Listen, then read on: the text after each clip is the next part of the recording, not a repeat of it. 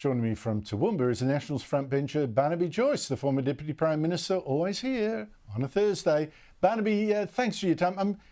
Look, I'm happy if Labor now repents its sins, but I'm against this planned ban on political lies because I don't trust our political class and our bureaucrats to know the difference between a real lie and an unpopular truth. Do you?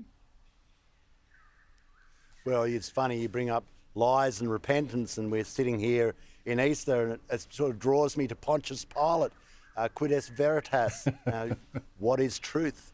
What is truth? And of course, we know what truth is. Truth will be what they say, and lies will be apparently what we say, and this will be directed for yet another form of sort of quasi-control of the political narrative in their behalf. Now, yeah, if we want to run out some lies, here's another lie they said. Renewables are the cheapest form of power. Is your power bill going down? Do you feel you have spare cash? Do you feel you have spare cash with your power bill? That it wouldn't affect anything? Do you see that we're losing Qenos, our plastic manufacturers, our aluminium industry is going? We've got no prospect of expanding a manufacturing industry because we don't have cheap energy. The whole thing is a fiasco. We had power prices down in Victoria after the storm that went up to $16,200 a megawatt unit for something that generally costs around about $32. $32 to $16,200. And they sold in 5 minute blocks.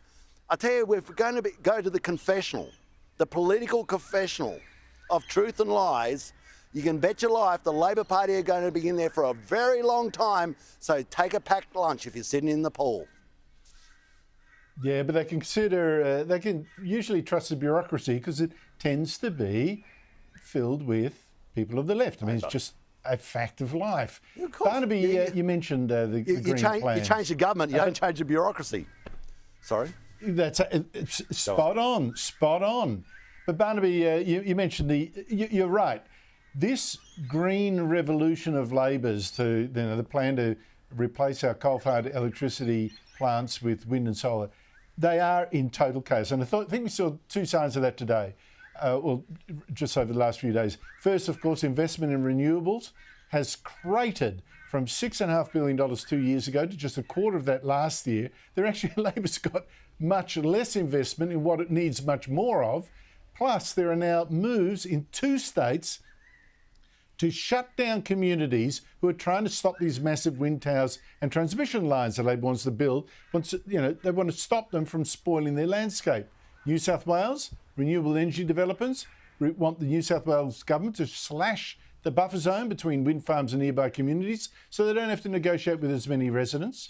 And Victoria's Premier wants to cut approval times for new renewable energy projects from up to 2 years now to as little as 4 months by limiting appeals. Here she is. This change will mean that it prevents time-consuming and repeated delays that hold these projects back for years. We can do both. We can preserve the opportunity for communities to have their say as the projects go through those processes, but we need to preserve our momentum. We need to get the decisions made more quickly, and we need to provide that certainty. Yeah. There's a panic now, isn't there, Barnaby, about the green rollout, and it seems country people are going to get steamrolled.